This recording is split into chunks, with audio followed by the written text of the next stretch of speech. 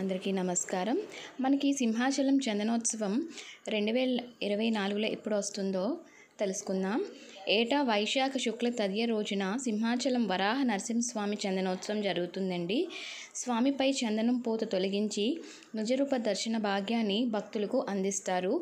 ఈ చందనోత్సవం ప్రత్యేకత ఏంటి అంటే మనకి చందనోత్సవం అనేది వరాహం అలాగే నరసింహ అవతారాలు కలిగి ఉన్న విగ్రహం కొలువైన ఆలయం సింహాచలంలో మాత్రమే ఉంటుంది. కోరిన కోరికలు తీర్చే కొంగు బంగారంగా భావిస్తారు భక్తులు. ఈ స్వామి దర్శనమే మహాభాగ్యంగా భావిస్తారు.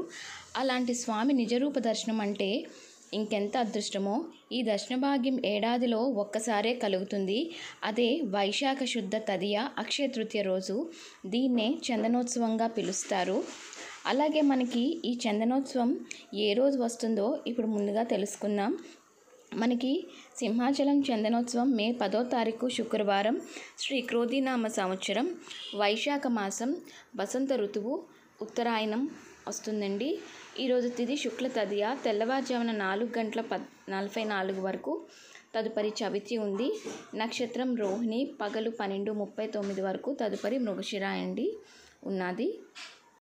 ఈరోజు స్వామివారికి 108 ఘటాల అభిషేకం అనేది అలా జరుగుతూనే ఉంటుందండి. నిజరూప దర్శనం కూడా మనకి కలుగుతుంది. జీవితంలో ఒక్కసారైనా స్వామివారి నిజరూప దర్శనం చేసుకున్నట్టయితే చాలా మంచి ఫలితం అయితే పొందుతామండి. చూసారు కదండి. ఈ వీడియో నచ్చినట్టయితే లైక్ చేసి సబ్స్క్రైబ్ చేసుకుంటారని అనుకుంటున్నాను. థ్యాంక్ యూ అండి.